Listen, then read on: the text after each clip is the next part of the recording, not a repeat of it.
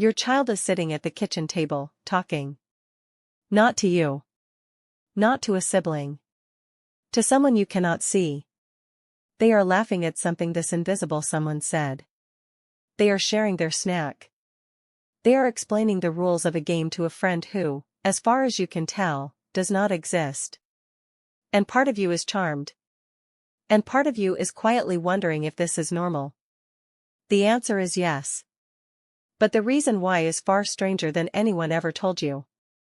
Because your child's imaginary friend is not a sign of loneliness. It is not a substitute for real connection. It is not something they will eventually grow out of because something was missing. Your child's invisible companion is, according to decades of developmental research, one of the most sophisticated things a young human brain can do. And understanding what is actually happening inside that small head will change the way you see childhood forever. Let's start with the numbers. Developmental psychologist Marjorie Taylor at the University of Oregon has spent over 20 years studying children and their imaginary companions. Her research found that by age 7, approximately 65% of children will have had an imaginary friend at some point. Not a small handful.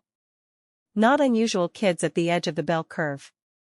Nearly 2 out of every 3 children you have ever met have hosted an invisible guest in their inner world. And here is the first thing that surprises people. It is not the shy kids. It is not the lonely kids. Taylor's research consistently showed that children with imaginary companions tend to score higher on measures of social understanding, creativity, and language development. The kids doing the most sophisticated pretend play are often the kids who are also doing well socially. The imaginary friend is not a consolation prize. It is a training ground. But a training ground for what, exactly? To answer that, you have to understand something about the young brain that most adults have completely forgotten. When you were 3 or 4 years old, your prefrontal cortex, the part of the brain responsible for logical reasoning, impulse control, and distinguishing fantasy from reality, was barely online. It would not finish developing until your mid-20s. Your child right now is living in a brain that is still in the early stages of construction. And in that partially built brain, the line between imagined and real is genuinely, neurologically thinner. Psychologist Paul Harris at Harvard University has studied this extensively. His research on children's imagination revealed something remarkable. Young children do not treat pretend scenarios as fully separate from reality in the way adults do. When a child imagines a monster in the closet, the fear is real. When they imagine a friend who loves them, the comfort is real. The emotion is authentic even when the object is invented. Harris calls this the paradox of fiction, and it applies just as powerfully to an imaginary friend sitting across the breakfast table as it does to a story in a book. This is not confusion. This is a feature, not a bug. Because here is what your child is actually practicing when they talk to someone no one else can see. They are practicing perspective taking. Every time your child invents a conversation with their imaginary friend, they are running a cognitive simulation. They are generating another mind, complete with its own preferences, reactions, moods, and responses. They are asking, without knowing they are asking, what does it feel like to be someone who is not me? This is called theory of mind. It is the ability to understand that other people have thoughts, feelings, and knowledge that are different from your own. And it is one of the most important cognitive milestones in human development. Children who do not develop a robust theory of mind face real difficulties in social connection, empathy, and communication later in life. And what researchers are finding is that rich imaginative play, especially the kind that involves creating and maintaining a vivid pretend companion, accelerates this development. Your child is not escaping reality. Your child is rehearsing for it. There is more. Because imaginary friends do not just help children understand other people. They help children understand themselves.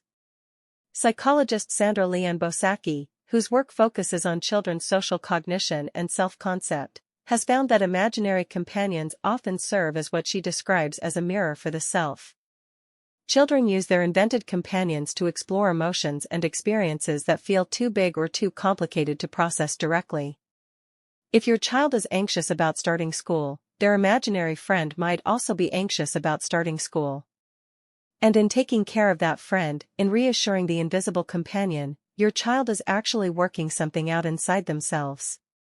The imaginary friend becomes a safe container for difficult feelings. A place to rehearse hard conversations. A way to process social dynamics without any real stakes. Your child is not playing pretend. Your child is doing some of the deepest emotional work of their life. And the creativity involved is genuinely astonishing. Research shows that children with imaginary friends demonstrate significantly higher scores on tests of narrative ability, the capacity to construct and tell coherent stories. They tend to have richer vocabularies. They are more likely to describe their own inner lives in detail when asked.